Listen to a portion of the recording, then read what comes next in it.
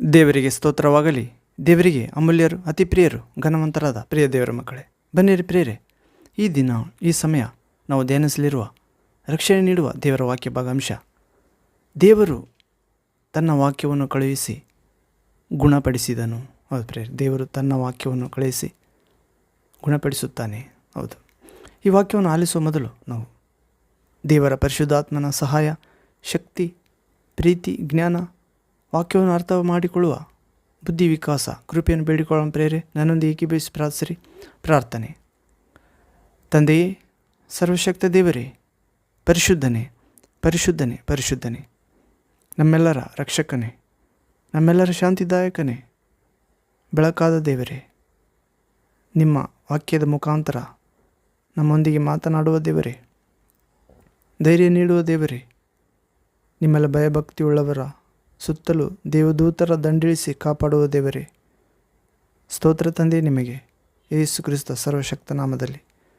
ತಂದೆ, ಈ ದಿನ, ಈ ಸಮಯ ನಾವು ಧ್ಯಾನಿಸಿರುವ ವಾಕ್ಯ ಭಾಗಾಂಶ, ದೇವರೇ, ನೀವು ದೂತನನ್ನು ಎಂಬಂತೆ ನಿಮ್ಮ ವಾಕ್ಯವನ್ನು ಕಳುಹಿಸಿ ನಿಮ್ಮಲ್ಲಿ ವಿಶ್ವಾಸ ಇಟ್ಟವರನ್ನು, ಭಕ್ತರನ್ನು, ಪ್ರಜೆಗಳನ್ನು, ಸೇವಕರನ್ನು, ಪ್ರವಾದಿಗಳನ್ನು, ಅಪೊಸ್ತಲರನ್ನು, ಇಡೀ ಮಾನವ ಕುಲವನ್ನು ಎಲ್ಲಿ ಇಬ್ಬರು ಮೂವರು ನಿಮ್ಮ ಹೆಸರಿನಲ್ಲಿ ಸೇರಿ ಯೇಸು ಕ್ರಿಸ್ತ ಎಂಬ ರಕ್ಷಕನ, ವಿಮೋಚಕನ, ಬೆಳಕಿನ ನಾಮದಲ್ಲಿ ಯಾರು ಕರೆಯುತ್ತಾರೋ ಅಲ್ಲಿ ಅವರ ಮಧ್ಯದಲ್ಲಿ ಇಳಿದು ಬಂದು ಆಶೀರ್ವದಿಸ್ತೀರಿ, ರಕ್ಷಿಸುತ್ತೀರಿ ನಿಮ್ಮ ಚಿತ್ತದಂತೆ. ಹೌದು ಪ್ರಭು, ಅಂಥ ವಿಶ್ವಾಸ ನಿಮ್ಮ ಮಕ್ಕಳ ನಮ್ಮೆಲ್ಲರಿಗೆ ನೀಡಬೇಕೆಂದು ಎಲ್ಲ ಅಂಧಕಾರದ ಜ್ಞಾನದಿಂದ, ಅಂಧಕಾರದ ಶಕ್ತಿಗಳಿಂದ, ಅಂಧಕಾರದ ತಂತ್ರಗಳಿಂದ, ಸೈತಾನ್ನಿಂದ ನಿಮ್ಮ ಮಕ್ಕಳ ನಮ್ಮೆಲ್ಲರನ್ನು ಬಿಡಿಸುತ್ತಾ ನಿಮ್ಮ ಬಲ ಸ್ವರೂಪವಾದ ಸುವಾರ್ತೆಯ ಪ್ರಕಾಶದಲ್ಲಿ, ಆತ್ಮಗಳ ರಕ್ಷಣೆಯಲ್ಲಿ, ಸತ್ಯದ ಜ್ಞಾನದಲ್ಲಿ ನಮ್ಮನ್ನು, ನಮಗೆ ಸಂಬಂಧಪಟ್ಟ ಎಲ್ಲವರನ್ನು, ವಿಶ್ವದ ಎಲ್ಲ ಕ್ರೈಸ್ತ ವಿಶ್ವಾಸಿಗಳನ್ನು ಅನುಗ್ರಹಿಸುತ್ತಾ ಬರಬೇಕೆಂದು ತಂದೆ, ಶಾಂತಿದಾಯಕ ದೇವರೇ, ಸೈತಾನನನ್ನು ಶೀಘ್ರವಾಗಿ ನಿಮ್ಮ ಮಕ್ಕಳಾದ ನಮ್ಮೆಲ್ಲರ ಕಾಲ ಕೆಳಗೆ ನಿಮ್ಮ ವಾಕ್ಯವನ್ನು ಕಳುಹಿಸಿ ಹಾಕಬೇಕೆಂದು ಯೇಸು ಕ್ರಿಸ್ತ ಸರ್ವಾಧಿಕಾರ ನಾಮದಲ್ಲಿ ಪ್ರಾರ್ಥಿಸಿ ಬೇಡಿ ಹೊಂದಿದ್ದೇನೆ. ಪರಿಶುದ್ಧ ಜೀವವುಳ್ಳ ತಂದೆಯಾದ ದೇವರೇ, amen, amen. Thank you father, thank you Jesus Christ, thank you holy ghost, fire, living water, flow. Amen. ಬನ್ನಿರಿ ಪ್ರೇರೆ, ನಾವು ಧ್ಯಾನಿಸಲಿರುವ ವಾಕ್ಯ ಭಾಗಾಂಶ, ದೇವರು ತನ್ನ ದೂತನನ್ನು ಎಂಬಂತೆ ವಾಕ್ಯವನ್ನು ಕಳುಹಿಸಿ ಗುಣಪಡಿಸಿದನು.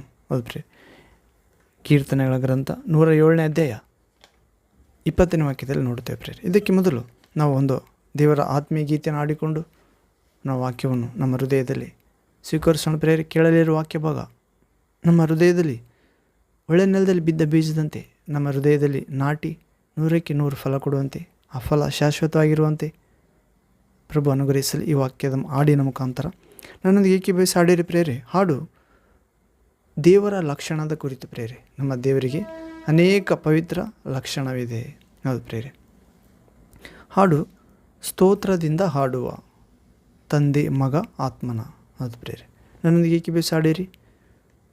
ಸ್ತೋತ್ರದಿಂದ ಹಾಡುವ ತಂದೆ, ಮಗ, ಆತ್ಮನ, ವೀಣೆಯಿಂದ ತನ್ನ ಸ್ತುತಿ ಸ್ತೋತ್ರ ಮಾಡೋಣ. ತಂತಿವಾದ್ಯದಿಂದಲೂ ಪಿಳ್ಳಂಗೋವಿಯಿಂದಲೂ ಪ್ರಭೆಯುಳ್ಳ ಸ್ವಾಮಿಗೆ ಹಾಡಿ ಪಾಡಿ ಕೀರ್ತನೆ. ಸ್ತೋತ್ರದಿಂದ ಹಾಡುವ ತಂದೆ, ಮಗ, ಆತ್ಮನ, ಭಕ್ತರೆಲ್ಲ ಹಾಡಿರಿ, ದೇವರಲ್ಲಿ ಹರ್ಷಿಸಿ, ನಾನವಾದ್ಯ ಬಾರಿಸಿ, ದೇವ ಸ್ತೋತ್ರ ಮಾಡಿರಿ. ಪೂರ್ಣ ಮನದಿಂದಲೂ ತಾಳಮೇಳದಿಂದಲೂ ಹೋಸರಾಗವೆತ್ತಿರಿ, ಸರ್ವಕಾಲ ಹಾಡುವ.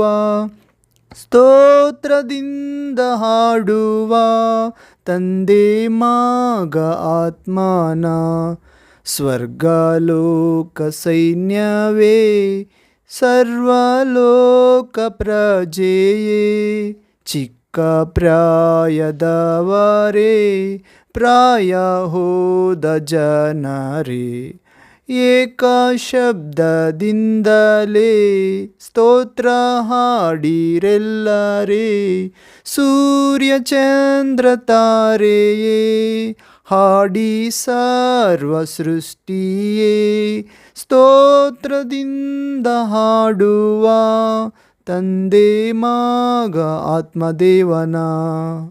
ಹಾಲೆಲೂಯ. Thank you Jesus. ಹೌದು ಪ್ರೇರೆ, ನಮ್ಮ ದೇವರು ವಿಶಿಷ್ಟ ಲಕ್ಷಣವುಳ್ಳತನಾಗಿದ್ದಾನೆ ಪ್ರೇರೆ. ಆತ್ಮಸ್ವರೂಪನು, ಪರಿಶುದ್ಧನು, ಸರ್ವಶಕ್ತನು, ಏಕಕಾಲದಲ್ಲಿ ಎಲ್ಲ ಸಮಯಗಳಲ್ಲಿ ವಾಸಿಸುವಾತನು.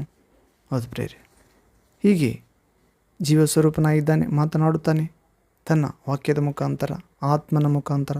ಹೀಗೆ ಸ್ತೋತ್ರದಿಂದ ಆಡಬೇಕಾಗಿದೆ. ತಂದೆ ಲೋಕವನ್ನು ಸೃಷ್ಟಿಸಿದ್ದಾನೆ ಪ್ರೇರೆ, ಮಗನು ಸೃಷ್ಟಿಸಿದ ಲೋಕವನ್ನು ರಕ್ಷಿಸುತ್ತಿದ್ದಾನೆ.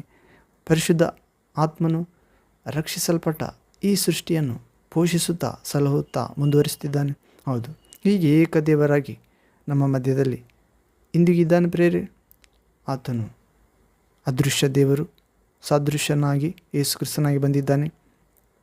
ಹೀಗೆ ಯುಗದ ಸಮಾಪ್ತಿಯವರೆಗೂ ಎಲ್ಲ ದಿನಗಳು ನಿಮ್ಮೊಂದಿಗೆ ಇರುವೆನು ಎಂದು ಹೇಳಿದ್ದಾನೆ. ಪರಿಶುದ್ಧ ಗ್ರಂಥದ ವಾಕ್ಯದ ಮುಖಾಂತರ ಆ ವಾಕ್ಯವನ್ನು ಕೈಗೊಂಡು ನಡೆಯುವ ಮೂಲಕ ನಮ್ಮೊಳಗೆ ಪರಿಶುದ್ಧಾತ್ಮನಾಗಿ ಪ್ರವೇಶವಾಗುತ್ತಾನೆ. ಹೀಗೆ ವೀಣೆಯಿಂದ ಆತನನ್ನು ಸ್ತುತಿಸೋಣ ಪ್ರೇರೆ. ತಂತಿವಾದ್ಯದಿಂದ, ಪೀಳಂಗುವಿಯಿಂದ ಪ್ರಭೆಯುಳ್ಳ ಸ್ವಾಮಿಗೆ ಹಾಡಿ ಪಾಡಿ ಕೀರ್ತನೆ ಮಾಡೋಣ, ಸ್ತೋತ್ರದಿಂದ ಆಡೋಣ. ತಂದೆ, ಕುಮಾರ, ಪರಿಶುದ್ಧಾತ್ಮ ಏಕ ದೇವರಿಗೆ ಭಕ್ತರೆಲ್ಲ ಹಾಡಬೇಕಾಗಿದೆ. ದೇವರಲ್ಲೇ ಹರ್ಷಿಸಬೇಕಾಗಿದೆ. ಮತ್ತೊಂದರಲ್ಲೆಲ್ಲ ನಾನಾ ವಾದ್ಯ ಬಾರಿಸಿ ಸ್ತೋತ್ರ ಮಾಡಬೇಕಾಗಿದೆ. ಪೂರ್ಣ ಮನದಿಂದ, ತಾಳಮೇಳದಿಂದ, ಹೊಸ ರಾಗ ಎತ್ತಿ ಆಡಬೇಕಾಗಿದೆ ಸರ್ವಕಾಲ. ಅದು ಪ್ರೇರೆ, ದಾವೀದನು ಹೇಳ್ತಿದ್ದಾನೆ, ದೇವರು ನನ್ನ ಬಾಯಲ್ಲಿ ಒಂದು ಹೊಸ ಹಾಡನ್ನು ಇಟ್ಟಿದ್ದಾನೆ, ಅದು ನಮ್ಮ ದೇವ ಸ್ತೋತ್ರವೇ. ಹೌದು ಪ್ರೇರೆ, ಹೀಗೆ ಸ್ವರ್ಗಲೋಕ ಸೈನ್ಯವೇ, ಸರ್ವಲೋಕ ಪ್ರಜೆಯೇ, ಚಿಕ್ಕ ಪ್ರಾಯದವರೇ, ಪ್ರಾಯ ಹೋದ ಜನರೇ, ಏಕ ಶಬ್ದದಿಂದಲೇ ಸ್ತೋತ್ರ ಹಾಡಿರಿ ಎಲ್ಲರೂ. ಸೂರ್ಯ ಚಂದ್ರ ತಾರೆ ಹಾಡಿ ಸರ್ವ ಸೃಷ್ಟಿಗಳೇ, ಸ್ತೋತ್ರದಿಂದ ಹಾಡೋಣ ತಂದೆ, ಮಗ, ಪರಿಶುದ್ಧಾತ್ಮನ. ಅದು ಪ್ರೇರೆ 150ನೇ ಕೀರ್ತನೆಯಲ್ಲಿ ಕೂಡ ನೋಡುತ್ತೇವೆ. ಎಲ್ಲ ತಾಳದಿಂದಲೂ ಮ್ಯೂಸಿಕ್ ಬಾರಿಸುವ ಇನ್ಸ್ಟ್ರುಮೆಂಟಿಂದ ದೇವರನ್ನು ಸ್ತುತಿಸಿರಿ. ಶ್ವಾಸವಿರುವುದೆಲ್ಲವೂ ತಂದೆ ದೇವರನ್ನು ಯೇಸು ಕ್ರಿಸ್ತ ನಾಮದಲ್ಲಿ ಆತನ ಪರಿಶುದ್ಧಾತ್ಮ ಮೂಲಕ ಸ್ತುತಿಸಲಿ. ಹೌದು ಪ್ರೇರೆ, ಈಗ ಈ ದಿನ ನಾವು ಧ್ಯಾನಿಸಲಿರುವ ವಾಕ್ಯ ಭಾಗಾಂಶ ಪ್ರೇರೆ, ದೇವರು ತನ್ನ ವಾಕ್ಯವನ್ನು ಕಳುಹಿಸಿ ಗುಣಪಡಿಸಿದನು. ಹೌದು, ಕೀರ್ತನೆಗಳ ಗ್ರಂಥ 107ನೇ ಅಧ್ಯಾಯ 20ನೇ ವಾಕ್ಯದಲ್ಲಿ ಓದುವುದಾದರೆ, ಸ್ಲಾಮ್ಸ್ ಚಾಪ್ಟರ್ 107 ವರ್ಸ್ 20 ವರ್ಡ್. ಇಲ್ಲಿ ಓದುವುದಾದರೆ, ಆತನು ದೂತನನ್ನು ಎಂಬಂತೆ ತನ್ನ ವಾಕ್ಯವನ್ನು ಕಳುಹಿಸಿ ಅವರನ್ನು ಗುಣಪಡಿಸಿದನು, ಸಮಾಧಿಗೆ ಸೇರದಂತೆ ಮಾಡಿದನು. ಹೌದು ಪ್ರೇರೆ, ಇದು 107ನೇ ಕೀರ್ತನೆ, ವಿಮುಕ್ತರ ಕೊಂಡಾಟ. ಹೌದು ಪ್ರೇರೆ, ಐಗುಪ್ತ ದೇಶದಲ್ಲಿದ್ದ ತನ್ನ ಪ್ರಜೆಯನ್ನು, ಆತನಲ್ಲಿ ವಿಶ್ವಾಸವಿಟ್ಟ ಜನಾಂಗದವರ ಮಕ್ಕಳು, ಮರಿಮಕ್ಕಳನ್ನು, ಸುಮಾರು 7 ಲಕ್ಷ ಜನರನ್ನು 430 ವರ್ಷದ ಒಳಗಡೆ ದಾಸತ್ವದಲ್ಲಿ ಇದ್ದ ಜನರನ್ನು ಬಿಡಿಸಿ ಕೆಂಪು ಸಮುದ್ರದ ಮುಖಾಂತರ 2 ಭಾಗ ಆಗಿ, ಒಣನೆಲದಲ್ಲಿ ಸಮುದ್ರದ ನಡುವೆ 2 ಭಾಗ ಮಾಡಿ, ದಾರಿ ಮಾಡಿ ದೇವರು ದಡಕ್ಕೆ ಸೇರಿಸ್ತಾನೆ, ಬೇರೊಂದು ಸ್ಥಳಕ್ಕೆ. ಹೌದು ಪ್ರೇರೆ, ದೇವರು ತನ್ನನ್ನು ಆರಾಧಿಸಲು ಕರೆದುಕೊಂಡು ಹೋಗುತ್ತಿರುತ್ತಾನೆ. ದಾಸತ್ವ ಸಾಕು, ಲೋಕ ಸಾಕು, ಲೌಕಿಕತೆ ಸಾಕು, ಕಣಿನ ಶರೀರದಾಶ ಬದುಕುವ ಎಂಡಂಬ ಸಾಕು, ಶತ್ರುವಿನ ಆಡಳಿತ ಇನ್ನು ಮೇಲೆ ಸಾಕು, ನನ್ನ ಆಡಳಿತದಲ್ಲಿ ನೀವು ಸುರಕ್ಷಿತವಾಗಿರ್ರಿ. ಹೌದು ಪ್ರೇರೆ, ದೇವರೇ ನಿನ್ನ ರಾಜ್ಯ ಬರಲಿ ಎನ್ನುವಂತೆ ದೇವರ ರಾಜ್ಯ ಬಂದಿತ್ತು ಪ್ರೇರೆ. ಮೋಶ ಮುಖಾಂತರ ಇಸ್ರೇಲ್ ಜನರಿಗೆ ದೇವರು ಪರಲೋಕ ಎಂಬ ರಾಜ್ಯಕ್ಕೆ ಉದಾಹರಣೆಯಾಗಿ ಹಳೆ ಒಡಂಬಡಿಕೆ ಜನರಿಗೆ, ಪೂರ್ವಿಕರಿಗೆ ಸಮುದ್ರ ಮಧ್ಯೆ ನಡೆಸಿ ದಾರಿ ಮಾಡಿ, ಒಣನೆಲ ಮಾಡಿ, ಅದು ಪ್ರೇರೆ ಇನ್ನೊಂದು ಪ್ರಾಂತ್ಯಕ್ಕೆ ಸೇರಿಸುತ್ತಾನೆ. ಆಗ ಅವರು ವಿಮುಕ್ತರಾದರು ಶತ್ರುವಿನ ದಾಸತ್ವದಿಂದ. ಹೌದು ಪ್ರೇರೆ, ಆಗ ಕೊಂಡಾಡುತ್ತಾರೆ. ಆ ಕೊಂಡಾಡಿದಾಗ ಅನೇಕ ವಾಕ್ಯಗಳನ್ನು ಹೇಳುತ್ತಾ ದೇವರಿಗೆ ಕೃತಜ್ಞತಾ ಸ್ತುತಿ ಮಾಡಿರಿ. ಆತನು ಒಳ್ಳೆಯವನು, ಆತನ ಕೃಪೆ ಶಾಶ್ವತವಾಗಿರುವುದು, 107ನೇ ಕೀರ್ತನೆ 1, 2, 3ನೇ ವಾಕ್ಯ. ಆತನ ಕೃಪೆ ಶಾಶ್ವತವಾಗಿರುವುದು.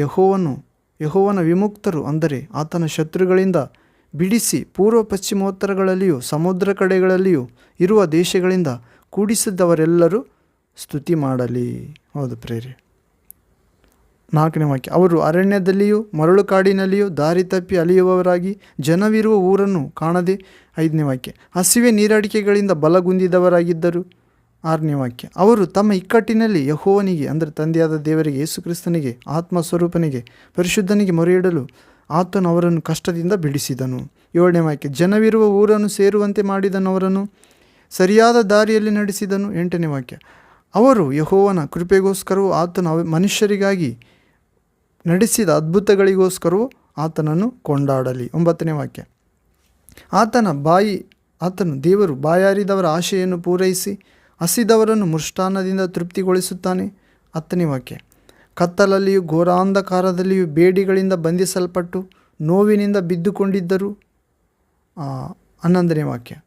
ಅವರು ದೇವರ ಕಟ್ಟಳೆಗಳಿಗೆ ವಿರೋಧವಾಗಿ ನಿಂತು ಪರಾತ್ಪರನ ಸಂಕಲ್ಪವನ್ನು ನಿರಾಕರಿಸಿದ್ದರಿಂದ ದೇವರು ಅವರನ್ನು ಕಷ್ಟಗಳಿಂದ ಕುಗ್ಗಿಸಿದನು. 12ನೇ ವಾಕ್ಯ. ನಿರಾಶ್ರಯರಾಗಿ ಬಿದ್ದಿದ್ದರು. ಹೌದು. 13ನೇ ವಾಕ್ಯ. ನಿರಾಶ್ರಯರಾಗಿ ಬಿದ್ದು ಹೋದರು, ಕಾರಣ ಅವರನ್ನು ದೇವರನ್ನು ನಿರಾಕರಿಸಿದ್ದರಿಂದ. 13ನೇ ವಾಕ್ಯ. ಅವರು ತಮ್ಮ ಇಕ್ಕಟ್ಟಿನಲ್ಲಿ ಯೆಹೋವನಿಗೆ ಮೊರೆಯಿಡಲು ಆತನು ಅವರನ್ನು ಕಷ್ಟದಿಂದ ತಪ್ಪಿಸಿದನು. ಆತನು ಅವರ ಬಂಧನಗಳನ್ನು ತೆಗೆದುಹಾಕಿ ಕತ್ತಲೆಯಿಂದಲೂ ಘೋರ ಅಂಧಕಾರದಿಂದಲೂ ಅವರನ್ನು ಹೊರತಂದನು. 15ನೇ ವಾಕ್ಯ. 15th word. ಅವರು ಯೆಹೋವನ ಕೃಪೆಗೋಸ್ಕರವೂ ಆತನು ಮಾನವರಿಗಾಗಿ ನಡೆಸಿದ ಅದ್ಭುತಗಳಿಗೋಸ್ಕರವೂ ಆತನನ್ನು ಕೊಂಡಾಡಲಿ. 16ನೇ ವಾಕ್ಯ. 16th word. ದೇವರು ತಾಮ್ರದ ಕದಗಳನ್ನು ಒಡೆದು ಕಬ್ಬಿಣದ ಅಗುಳುಗಳನ್ನು ಮುರಿದು ಬಿಟ್ಟಿದ್ದಾನೆ. 17ನೇ ವಾಕ್ಯ. 17th word. ಮೂರ್ಖರು ದುರಾಚಾರಗಳ ದೆಸೆಯಿಂದ ಬಾಧೆಗೊಳಗಾದರು. 18ನೇ ವಾಕ್ಯ. 18th word. ಎಲ್ಲ ಆಹಾರಕ್ಕೂ ಅಸಹ್ಯಪಟ್ಟು ಮರಣ ದ್ವಾರಕ್ಕೆ ಸಮೀಪವಾದರು. ಮೂರ್ಖರು, ಎಲ್ಲ ಅಪರಾಧ ದುರಾಚಾರಗಳನ್ನು ಮಾಡುವವರು ಬಾಧೆಗೊಳಗಾದರು ಪ್ರೇರೆ. ಎಲ್ಲ ಅನ್ನ ಆಹಾರಕ್ಕೂ ಅಸಹ್ಯಪಟ್ಟರು, ಮರಣ ದ್ವಾರಕ್ಕೆ ಸಮೀಪವಾದರು. ಅವರು 19ನೇ ವಾಕ್ಯ. 19th word. ಅವರು ತಮ್ಮ ಇಕ್ಕಟ್ಟಿನಲ್ಲಿ ಯೆಹೋವನಿಗೆ ಮೊರೆಯಿಡಲು, ಯೇಸುವಿಗೆ ಮೊರೆಯಿಡಲು, ಪರಿಶುದ್ಧ ಆತ್ಮಸ್ವರೂಪನಿಗೆ ಮೊರೆಯಿಡಲು ಆತನು ಅವರನ್ನು ಕಷ್ಟದಿಂದ ತಪ್ಪಿಸಿದನು. ಅದೇ ನಮ್ಮ ಮುಖ್ಯ ವಾಕ್ಯ 20ನೇದು 107ನೇ ಕೀರ್ತನೆ 20ನೇ ವಾಕ್ಯ. 107th chapter slums 20 word. ಆತನು ಅವರನ್ನು ಕಷ್ಟದಿಂದ ತಪ್ಪಿಸಿದನು. ನಂತರ ದೇವರು ದೂತನನ್ನೋ ಎಂಬಂತೆ ತನ್ನ ವಾಕ್ಯವನ್ನು ಕಳುಹಿಸಿ ಅವರನ್ನು ಗುಣಪಡಿಸಿದನು, ಸಮಾಧಿಗೆ ಸೇರದಂತೆ ಮಾಡಿದನು ಪ್ರೇರೆ. ಹೌದು. ಕಾರಣ ಅವರು ದೇವರ ಕಟ್ಟಳೆಗಳಿಗೆ ವಿರೋಧವಾಗಿ ನಿಂತು ಪರಾತ್ಪರನ ಸಂಕಲ್ಪವನ್ನು ನಿರಾಕರಿಸಿದ್ದರಿಂದ ಆತನು ಅವರನ್ನು ಕುಗ್ಗಿಸಿದನು. ಮನುಷ್ಯರನ್ನೇ ಆಶ್ರಯಿಸಿಕೊಂಡಿದ್ದರು. ದೇವ ಜನರಾಗಿದ್ದರೂ ಕೂಡ ದೇವರ ಮಾರ್ಗದಲ್ಲಿ ನಡೆಯಬೇಕೆಂಬ ಆಸಕ್ತಿ ಇಲ್ಲ. ಲೌಕಿಕತೆ, ತಿನ್ನು ಕುಡಿ ನಾಳೆ ಸಾಯುತ್ತೇವೆ. ದೇವರು ಯಾರು ನೋಡಿದ್ದಾರೆ? ದೇವರ ಲೋಕ ಯಾರು ನೋಡಿದ್ದಾರೆ? ದೇವರು ಪ್ರೀತಿ ಸ್ವರೂಪನ ಅಲ್ಲವಾ? ದೇವರು ಪಾಪ ಕ್ಷಮಿಸುತ್ತಾನ ಇಲ್ಲವಾ? ದೇವರು ಆಶೀರ್ವದಿಸ್ತಾನೆ ಇಲ್ಲವಾ? ನಾವು ದುಡಿಬೇಕು, ನಾವು ತಿನ್ನಬೇಕು, ನಮ್ಮ ಬಲವೇ ನಮಗೆ ಆಧಾರ ಎಂದು ಅವರು ಮನುಷ್ಯರ ಮೇಲೆ ಆಧಾರವಾಗಿದ್ದವರು ಅಂತೆ ಇದ್ದರು ಪ್ರೇರೆ. ಮನುಷ್ಯರಲ್ಲಿ ಆಧಾರವಾಗಿರುವವರು ಶಾಪಗ್ರಸ್ತರೆಂದು ಯೆರೆಮೀಯ ಪ್ರವಾದಿ ಹೇಳುತ್ತಿದ್ದಾನೆ. ಹೌದು. ಆದ್ದರಿಂದ ದೇವರು ತನ್ನ ಜನರಿಗೆ ದೂತನನ್ನು ಎಂಬಂತೆ ತನ್ನ ವಾಕ್ಯವನ್ನು ಕಳುಹಿಸಿ ಅವರನ್ನು ಗುಣಪಡಿಸಿದನು ಪ್ರೇರೆ. ಅವರನ್ನು ಸಮಾಧಿಗೆ ಸೇರದಂತೆ ಮಾಡಿದನು. ಹೌದು. ದೇವರು ಒಂದನೇದಾಗಿ ತನ್ನ ವಾಕ್ಯವನ್ನು ಕಳುಹಿಸುತ್ತಾನೆ ಪ್ರೇರೆ. ದೇವರ ವಾಕ್ಯ ದೇವದೂತರ ಮುಖಾಂತರ ಬರುತ್ತದೆ. ದೇವರ ವಾಕ್ಯ ಪರಿಶುದ್ಧಾತ್ಮನ ಮುಖಾಂತರ ಬರುತ್ತದೆ. ದೇವರ ವಾಕ್ಯ ದೇವಜನರಾದ ಪ್ರವಾದಿಗಳ ಮುಖಾಂತರ, ಅಪೊಸ್ತಲರ ಮುಖಾಂತರ, ಸುವಾರ್ತಿಕರ ಮುಖಾಂತರ ಬರುತ್ತದೆ ಪ್ರೇರೆ.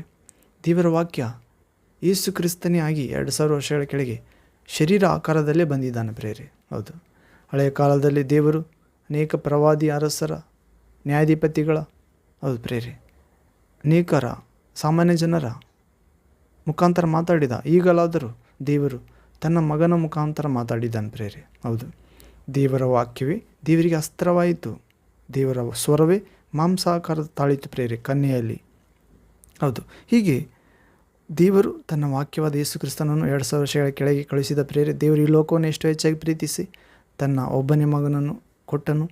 ಕಳುಹಿಸಿದನು. ಆತನಲ್ಲಿ ವಿಶ್ವಾಸವಿಡುವ ಯಾರೊಬ್ಬರೂ ನಾಶವಾಗದೆ ಎಲ್ಲರೂ ನಿತ್ಯ ಜೀವವನ್ನು ಪಡೆಯಬೇಕೆಂಬುದೇ ದೇವರ ಉದ್ದೇಶ.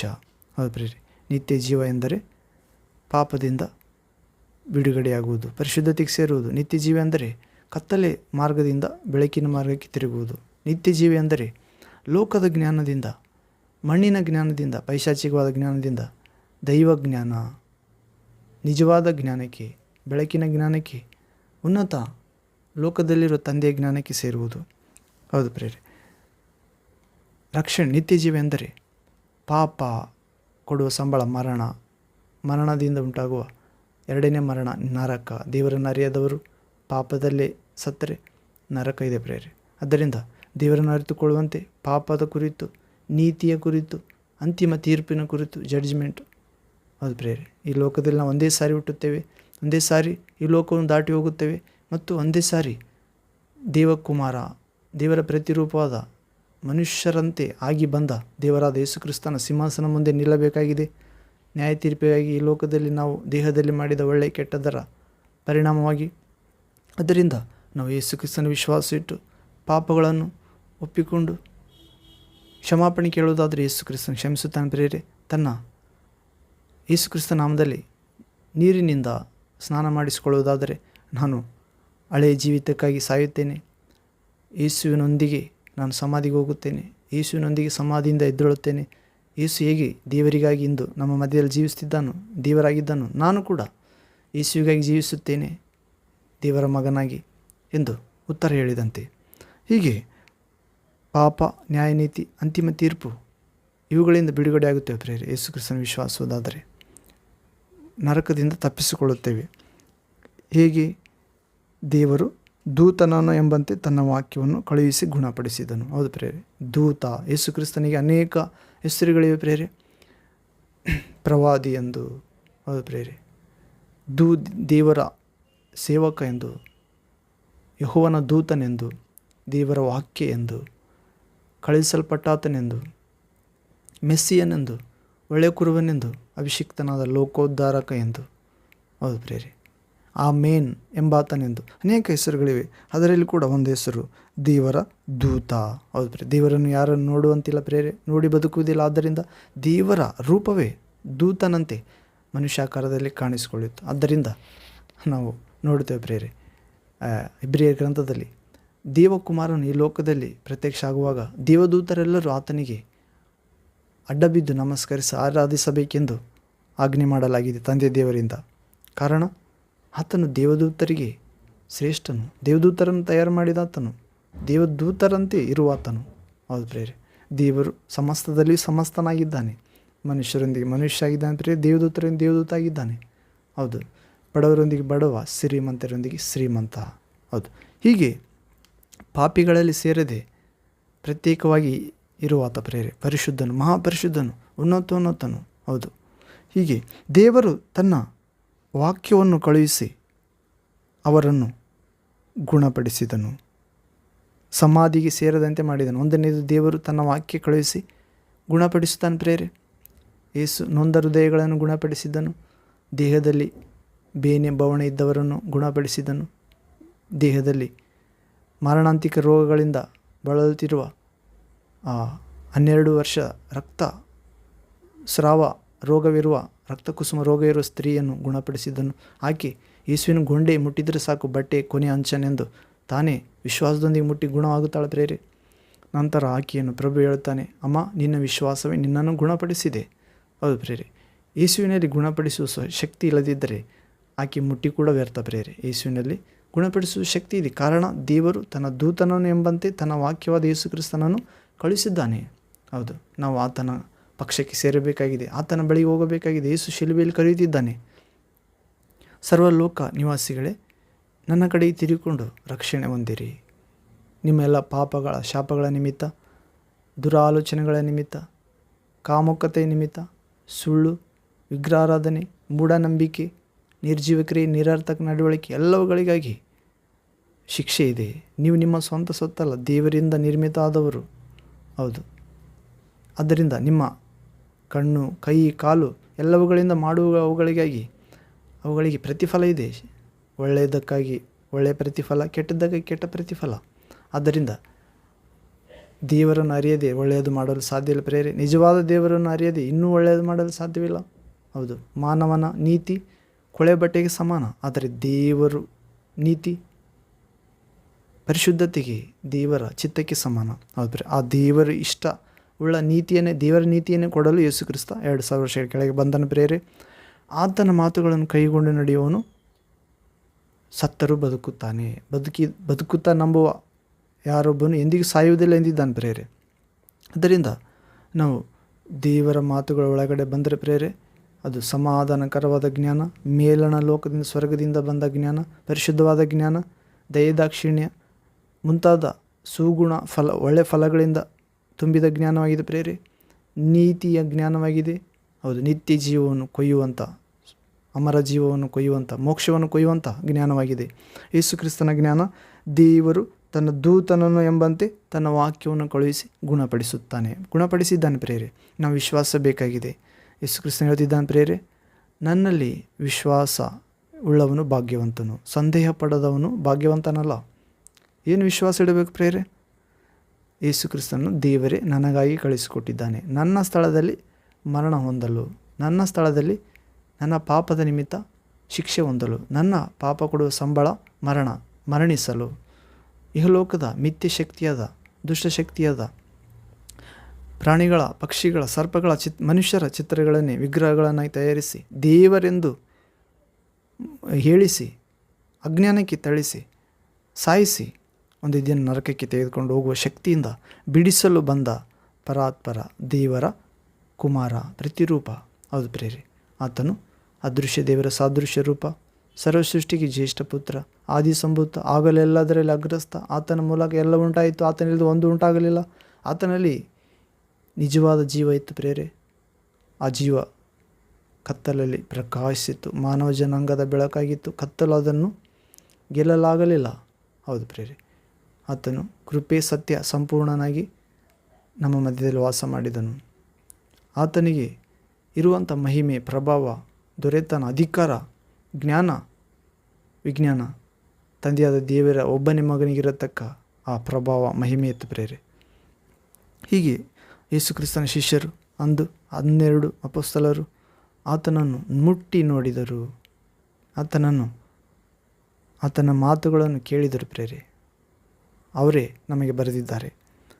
ಆದಿಯಿಂದ ಇರುವ ವಾಣಿಯನ್ನು ನಾವು ಕಣ್ಣಾರೆ ನೋಡಿದ್ದೇವೆ, ಕಿವಿಯಾರೆ ಕೇಳಿದ್ದೇವೆ, ಮನಸಾರೆ ಗ್ರಹಿಸಿದ್ದೇವೆ, ಕೈಯಾರೆ ಮುಟ್ಟಿದ್ದೇವೆ ಎಂದು ಹೇಳ್ತಿದ್ದಾರೆ. ಇಂದು ಕೂಡ ನಾವು ಕೂಡ ಪರಿಶುದ್ಧ ಗ್ರಂಥವಾದ ದೇವರು ಕಳುಹಿಸಿಕೊಟ್ಟ ದೂತನಂತಿರುವ ಈ ಪರಿಶುದ್ಧ ಗ್ರಂಥ ಅಥವಾ ಪರಿಶುದ್ಧ ಗ್ರಂಥದಲ್ಲಿರುವ ಯೇಸು ಕ್ರಿಸ್ತನ ಆತ್ಮ, ದೇವದೂತರು, ದೈವಜ್ಞಾನ, ಅದು ಪ್ರೇರೆ ನಾವು ಕಣ್ಣಾರೆ ನೋಡಿ ಓದಬೇಕಾಗಿದೆ, ಕಿವಿಯಾರೆ ಕೇಳಬೇಕಾಗಿದೆ ಓದಿದ್ದನ್ನು ಅಥವಾ ದೇವ ಸೇವಕರು ಹೇಳುವುದನ್ನು, ಮತ್ತು ಮನಸಾರೆ ಗ್ರಹಿಸಬೇಕಾಗಿದೆ, ಕೈಯಾರೆ ಮುಟ್ಟಬೇಕಾಗಿದೆ. ಹೌದು, ಹೀಗೆ ಪ್ರಭು ತನ್ನಲ್ಲಿ ಅಪನಂಬಿಕೆ ಪಡೆದವರನ್ನು ಕರುಣಿಸುತ್ತಾನೆ ಪ್ರೇರೆ. ಆತನಲ್ಲಿ ಕೂಗಿ ಕರೆಯುವವರಿಗೆ, ವಿಶ್ವಾಸವುಳ್ಳವರಿಗೆ ಸಮೀಪವಾಗಿದ್ದಾನೆ. ಹಾಗೆ ಸಮೀಪವಾಗಿರುವ ದೇವರು ಯಾವ ಜನಾಂಗಕ್ಕೂ ಇಲ್ಲ ಪ್ರೇರೆ. ಆತನನ್ನು ದೇವರನ್ನಾಗಿ ಪಡೆದಿರುವ ಜನಾಂಗ ಧನ್ಯ ಎಂದು ಕೀರ್ತನೆಗಳ ಗ್ರಂಥದಲ್ಲಿ ದೈವಭಕ್ತ ದಾವೀದನು ಹೇಳುತ್ತಿದ್ದಾನೆ. ಹೌದು, ಹೀಗೆ ದೇವರು ತನ್ನ ದೂತನನ್ನು ಎಂಬಂತೆ ವಾಕ್ಯವನ್ನು ಕಳುಹಿಸಿ, ತನ್ನ ಸ್ವರವನ್ನು ಕಳುಹಿಸಿ, ಜೀವ ಕೊಡುವ ಆತ್ಮನಾದ ಯೇಸು ಕ್ರಿಸ್ತನನ್ನು ಕಳುಹಿಸಿ ನಮ್ಮನ್ನು, ನಮ್ಮ ವಿಶ್ವಾಸಿಗಳನ್ನು, ಭಕ್ತರನ್ನು ಗುಣಪಡಿಸಿದ್ದಾನೆ ಪ್ರೇರೆ. ಒಂದನೇದು. ಎರಡನೇದು, ಸಮಾಧಿಗೆ ಸೇರದಂತೆ ಮಾಡಿದ್ದಾನೆ. ಹೌದು, ನಾವು ಕೀರ್ತನೆಗಳ ಗ್ರಂಥ 68ನೇ ಅಧ್ಯಾಯದಲ್ಲಿ ಕೂಡ ನೋಡುತ್ತೇವೆ ಪ್ರೇರೆ. 20ನೇ ವಾಕ್ಯ, ಸ್ಲಾಮ್ಸ್ ಚಾಪ್ಟರ್ 68 ವರ್ಸ್ 20.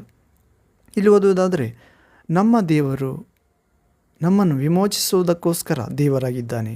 ಹೌದು ಪ್ರೇರೆ, ನಮ್ಮ ದೇವರು ಯಾವುದಕ್ಕೆ ನಮಗೆ ದೇವರಾಗಿದ್ದಾನೆ? ನಮ್ಮನ್ನು ವಿಮೋಚಿಸುವುದಕ್ಕೆ. ಹೌದು ಪ್ರೇರೆ, ಯಾವುದರಿಂದ?